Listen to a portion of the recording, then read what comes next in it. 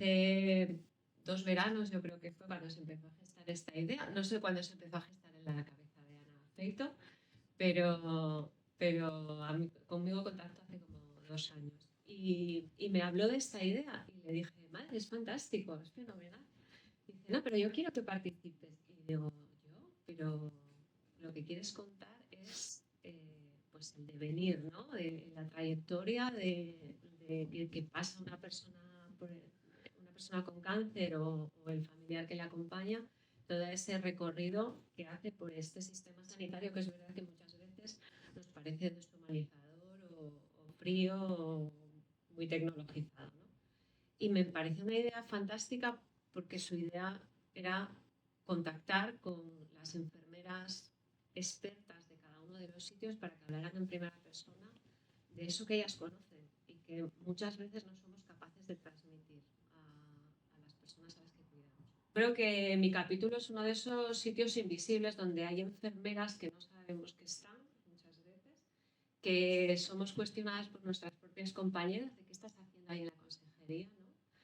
Y que mucha gente tampoco entiende, porque cuando piensa en una enfermera se piensa en la parte asistencial, que es súper necesaria, y luego hablaré a mis compañeras y veréis lo importante que es su trabajo, pero que también es relevante que haya enfermeras en los sitios donde se toman decisiones y se hacen gestiones, programas y proyectos, ¿no? Estar en esos sitios también ayuda a que las cosas que al final salen no se olviden de esa parte, ¿no? Y bueno, yo concretamente estoy trabajando en la Escuela Asturiana de Cuidados, que es un proyecto relativamente nuevo. Una de las cosas que yo pensaba que ya traía de casa, ¿no?, en mi mochila por ser enfermera de salud mental era la gestión de la frustración y la intolerancia a la espera y la demora en la recompensa. Pero cuando llegas a la gestión te das cuenta de que las cosas van más despacio de lo habitual. Veo caras que dicen que sí, hay gente que empatiza con esto. Bueno, pues es un proyecto que estamos remando mucho para que salga adelante, pero bueno, nos queda mucho. Tenemos más sueños y más ilusiones que realidades palpables. La información y los conocimientos adecuados en salud para que tomen decisiones informadas. Esto técnicamente se llama alfabetización en salud. Y es a lo que aspiramos, a que esa información técnica de salud sea comprensible para todos. Entonces, en eso estamos trabajando, ¿no? Ahora mismo estamos, eso no sale en el libro, estamos haciendo grupos de trabajo con profesionales sanitarios de diferentes disciplinas en diferentes patologías, una de ellas precisamente es el cáncer. Y nuestra aspiración es que en nuestra página web, que está medio en pañales y en construcción, pueda haber contenido de calidad, accesible, comprensible, para que cualquier persona en Asturias que tenga una duda relacionada con el cáncer pueda ir ahí y consultarla. Y queremos que también sea una ayuda a los propios profesionales y un sitio de referencia donde derivar a la gente para que puedan ayudarse en esa educación sanitaria, ¿no? Porque nosotras entendemos que muchas veces vamos a las consultas, vamos a recibir un tratamiento, nos cuentan muchas cosas de golpe, tenemos el shock de todo aquello por lo que estamos pasando y la patología que tenemos, y luego llegamos a casa y no nos acordamos muy bien y mezclamos las cosas y nos olvidamos de cosas. Entonces, tener un sitio donde poder consultar, ¿no? Pues eso que me dijo de la ecografía, ¿yo qué tenía que hacer? ¿O cómo es eso de la ecografía? ¿Para qué me va a servir? Bueno, pues poder entrar a algún sitio y consultarlo estaría bien. Creo que es una idea fantástica. A veces volcamos el cuidado de la salud en lo que otros nos dicen que tenemos que hacer y en nuestra mano está el cuidarnos y el cuidarnos día a día y el cuidarnos con pequeñas cosas. No hace falta, no sé, pues ir a un spa, ¿no?, para sentirnos mejor. Aquello que nos produce bienestar y nos hace sentir bien es bueno para nuestra salud. A nivel nacional estamos en la red de escuelas de salud para la ciudadanía, la coordina el Ministerio de Salud, y con otras escuelas de otras comunidades tenemos proyectos de investigación alfabetización alfabetización principalmente. Y participamos en proyectos europeos también con socios de otros países. Y no nos metemos en nada que no tenga que ver con nuestro campo, lógicamente, pues con eso de la alfabetización o de alfabetización concreta en alguna patología. En el caso del cáncer, estamos ahora terminando en un proyecto, es el proyecto el que está terminando, que era es de prevención primaria del cáncer en personas con patología mental, porque están expuestos a más factores de riesgo que la población general, tienen conductas que les conducen o les pueden desembocar en cáncer, y normalmente ellos no demandan atención y nosotros nos olvidamos de ellos, ¿no? Nosotros digo sanitarios, el sistema sanitario. Y ahora mismo estamos en uno que empezó en octubre, va a ser un proyecto a 3 años y estamos dando los primeros pasitos de toma de decisiones compartida al cáncer de próstata. El cáncer de próstata es el cáncer más frecuente en hombres y es verdad además que se van pasando por diferentes fases. Y tener las herramientas que nos ayuden a tomar las decisiones en cada una de las fases, desde el diagnóstico inicial hasta el final de la vida, cuando nos toca llegar ahí, es importante. Y empezar por cualquiera de los cánceres es importante, porque lo que aprendamos de este proyecto lo podremos exportar luego pues, al cáncer de pulmón, al colorectal, al digestivo, a cualquiera de ellos. Entonces, bueno, yo creo que la labor de las enfermeras que estamos trabajando en la escuela relacionada con el cáncer, no voy a decir que es la menos importante del libro, porque yo creo que al final todas sumamos, pero es la que menos se conoce desde la asistencia y menos conocen los pacientes o la ciudadanía en general de cuando pasan por un proceso de cáncer. Vamos a hablar un poco del capítulo que tratamos en el libro, el capítulo 12, que también colabora otra compañera, Eva Pérez Pertierra, que es gestora de cáncer de casos de mama, ¿no? Y hablamos, pues el capítulo es Veneno o Medicina y trata de los tratamientos oncológicos en un hospital de día. Seguro que muchos conocéis lo que es un hospital de día, pero bueno, para aquella gente que no lo conozca, pues un hospital de día es un lugar dentro del propio hospital, normalmente suele estar en las consultas externas, donde el paciente va a recibir el tratamiento, pero de una manera ambulatoria. Eso quiere decir que el paciente no tiene por qué ingresar, ¿no? El paciente pues llega a una hora y marcha a una hora. El tiempo que el paciente pueda permanecer en el hospital de día pues es muy variable. Hay pacientes que pueden estar media hora, una hora, hasta 3, 4, 5 e incluso 7 horas. Eso ya depende pues, de su tipo de tumor y el tratamiento específico que le haya pautado su oncólogo, ¿no?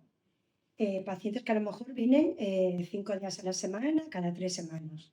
O pacientes que vienen cada 15 días o una vez al mes. Y eso pues, se repite normalmente, a veces en unos ciclos que ya están determinados, pero hay gente que a lo mejor acude al hospital de día a recibir tratamientos durante tiempo indeterminado. Pues un poco lo que llamamos hoy en día la enfermedad cáncer crónico, ¿no?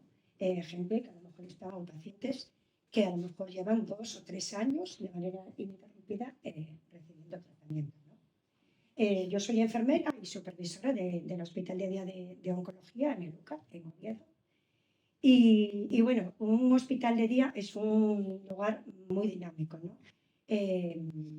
Tenemos mucho volumen de pacientes, es el hospital de referencia de toda Asturias.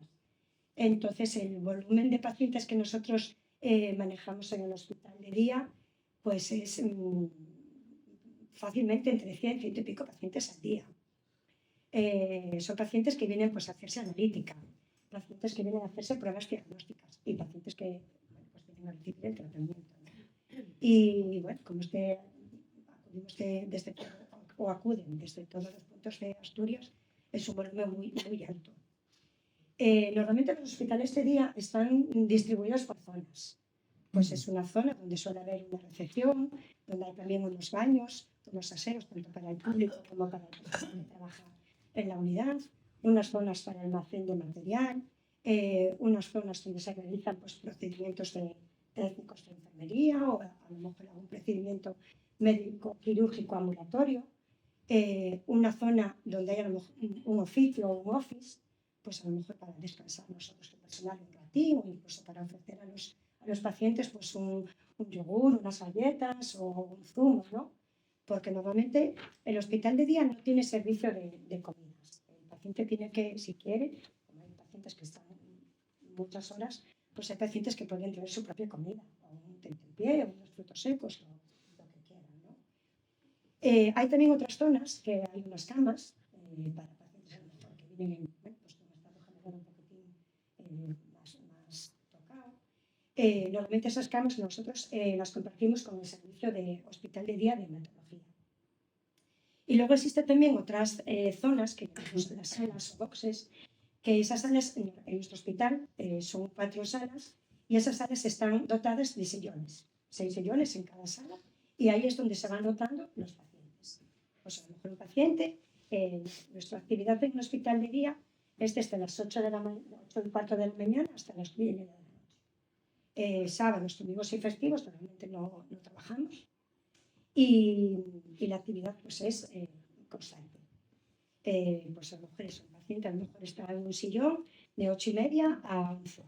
Ese sillón luego se limpia y a continuación pues pasa a otro paciente y así en todos los sillones del hospital, ¿no?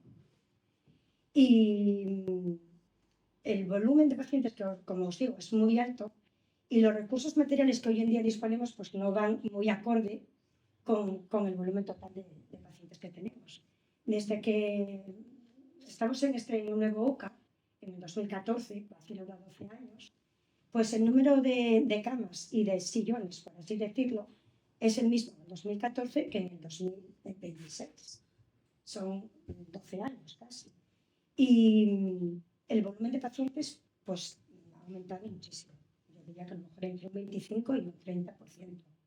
Y el tiempo de tratamiento, la duración que dura el tratamiento, pues también aumentó muchísimo, porque hoy en día, con la incorporación de la inmunoterapia, va nuevamente asociada a la quimio y eso hace pues, que aumente mucho el tiempo de tratamiento. Y claro, pues gente que viene de Taramundi, de Los Oscos, de Cabrales, pacientes que a lo mejor se levantan a las 4 de la mañana, que a lo mejor su tratamiento dura 5 o 6 horas, que a lo mejor no llega a casa hasta las 7 de la noche, pues claro, yo como supervisora estoy ahí todos los días, día sí, día también, pues con dirección de enfermería, porque vean un poco las necesidades que tenemos, ¿no?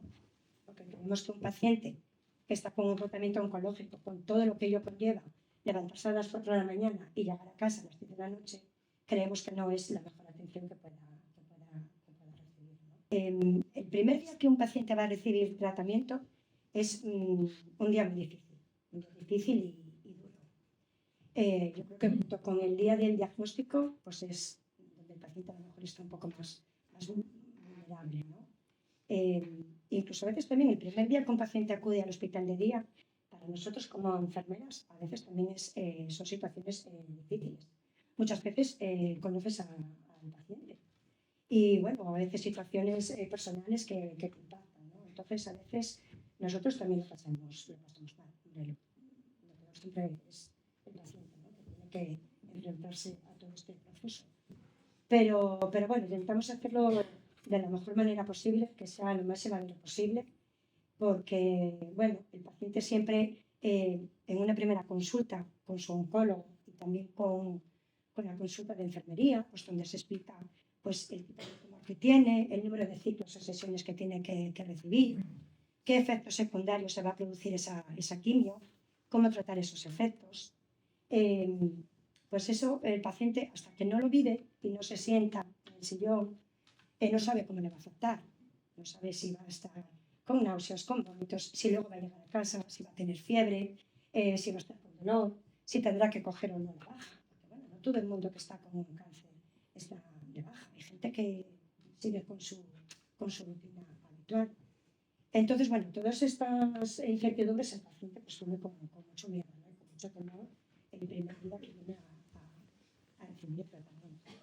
es verdad que luego, a medida que va acudiendo a recibir las sesiones, pues bueno, ya nos va conociendo, ya conoce un poquitín pues, cómo es el proceso, cómo funciona el hospital de día.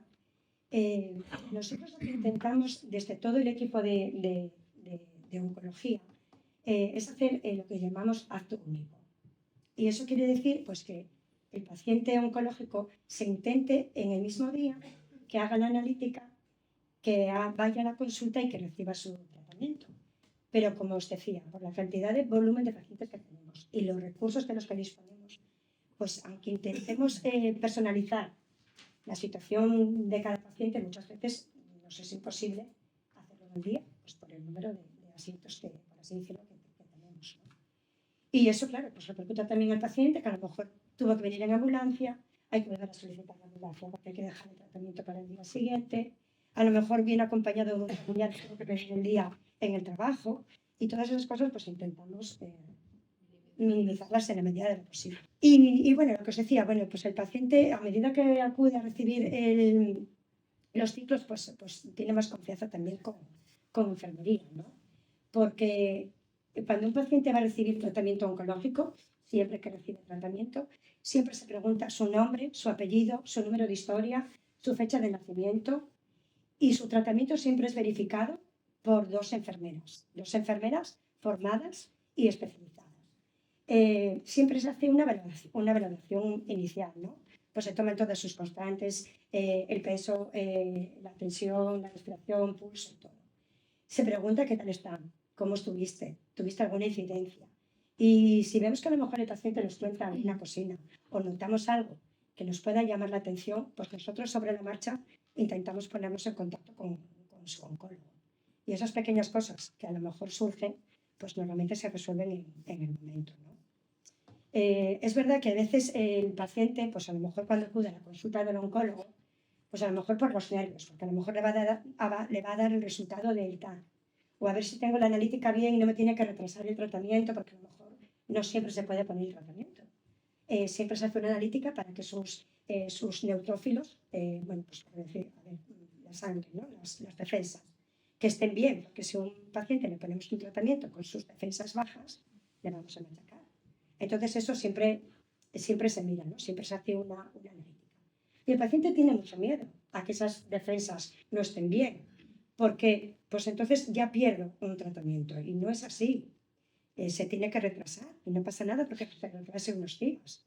Lo importante es que el enfermo esté en condiciones óptimas para poner el tratamiento y tener los menores efectos secundarios posibles. Y hacer ver la labor que tiene enfermería, no solamente en un proceso oncológico, sino en cualquier patología que se tenga, ¿no? Que enfermería no solamente es algo técnico, que venga, cogemos una vía, ponemos una inyección o realizamos una cura, ¿no? Sino que enfermería va mucho más allá. La enfermería está ahí para apoyar, está ahí para escuchar, está para cuidar, que es su labor fundamental y primordial, ¿no? Pero sobre todo también para intentar humanizar todo este proceso por el que tiene que pasar cualquier paciente, ¿no? Y más el paciente oncológico, porque bueno, es un paciente muy vulnerable, ¿no? Es deciros que nace de la experiencia compartida de un grupo de enfermeras, surge porque vemos cada día, Ana, sobre todo, lo que cada día hay la gente, no solo los enfermos, sino el acompañante, que a veces es familiar, a veces es un vecino, ¿no? Tienen las carencias, ¿no? La información que se les da. En ese momento, entre que te dicen algo y a lo mejor tampoco te lo explicaron bien, pues sales de allí y dices tú, Dios mío, ¿y ahora qué? ¿No? Entonces, nosotros queremos acompañar, ayudar, ¿no? Orientar en este sentido, explicando de manera comprensible, de un tú a tú, cómo va a ser todo ese proceso. Entonces, podéis preguntaros por qué no recibimos esa información. Pues muchas veces por miedo, porque a lo mejor, todo el mundo no tiene la misma facilidad de comunicación. Y el médico estudió para curar. Y decirle a una enfermedad que a lo mejor no te va a curar es un fracaso. Y cuesta comunicar. Otras veces por falta de tiempo. Porque, como dice Manuel, estas consultas Yo empecé en el hospital de día en el 2009, Manolí llegó un poco después y ese trabajo va aumentando de mes en mes. No podemos decir de año en año, de mes en mes casi. Y pues vas muchas veces a carrera. Y realmente, luego ¿a dónde van? Al hospital de día y entran por la puerta preguntándote de todo. Y tienes que arreglarte. Y ahí están las enfermeras siempre. Una mujer que había pasado ya por un cáncer de mama, le dan un segundo diagnóstico de otro cáncer. Y ella dice, ¿qué se me pasó por la cabeza? Pues dije, Dios mío, no me lo puedo creer. Era como no sé, porque ya hacía 23 años que había desaparecido el cáncer de mama. Cuando recibes el diagnóstico parece que se te acaba el mundo, porque dices, bueno, hasta aquí llegué, ya no hay más. Y ahora estoy aquí hablando con ese médico y me dice que vuelvo a tener otro segundo cáncer, cuando ya me encuentro bien y yo no notaba nada. Pero bueno, cuando salí por la puerta dije, tengo que seguir luchando porque me encuentro bien y ahora mismo lo tengo ahí, vale, de acuerdo. Pero solo tengo que seguir tirando para adelante, porque siempre he sido muy positiva. A día de hoy no me ha caído ni una lágrima, igual cuando acabe y me ponga a pensarlo y a digerirlo, porque como ha sido todo tan seguido, no me ha dado tiempo a pensar. Otra mujer joven de cáncer de mama comparte cómo la noticia también golpeó con fuerza a su entorno más cercano. El mazazo también lo recibió mi marido, que se quedó de pie sin reaccionar. Él se apoyó en la pared y llorar como un niño sin consuelo. Y después la prueba de fuego, llegar a casa y contárselo a mis hijos, uno de 5 años y otro que ya le lleva a 16 años. Y que hizo como hermano mayor con él, porque ella se iba al tratamiento y su marido la acompañaba. Pues estas etapas las vamos recorriendo en el libro.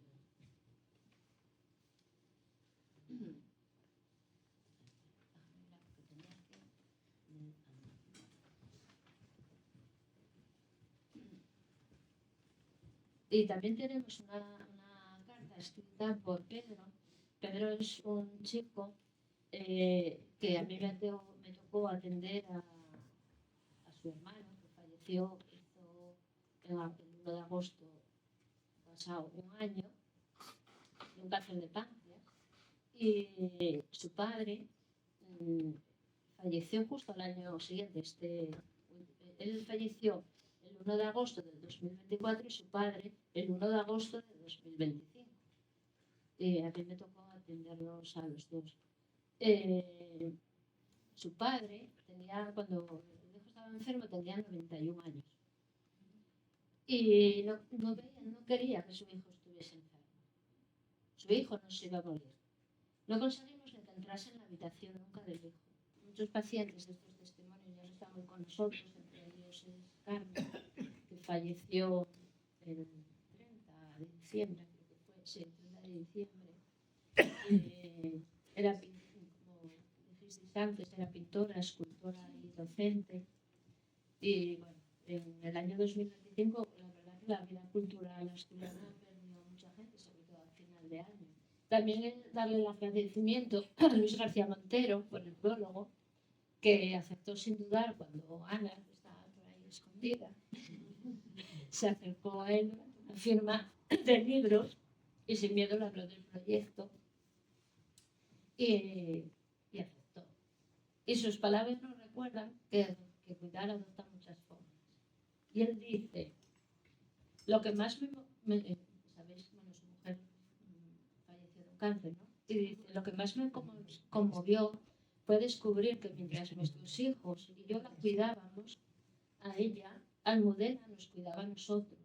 Se hacía fuerte para fortalecernos, combatía para nosotros las amenazas de su debilidad. Y eso sí que lo hace mucho el enfermo, sobre todo al final de vida. Y a lo mejor están con la familia y no hablan. Llegamos nosotros y dicen, jolín, ahora revivió. Y yo, bueno, pues sí.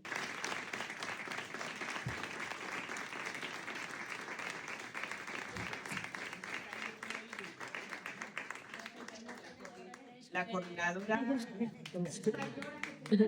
Muchas gracias. Un poco y vosotros ya tenéis un sello. Gracias. Y ahora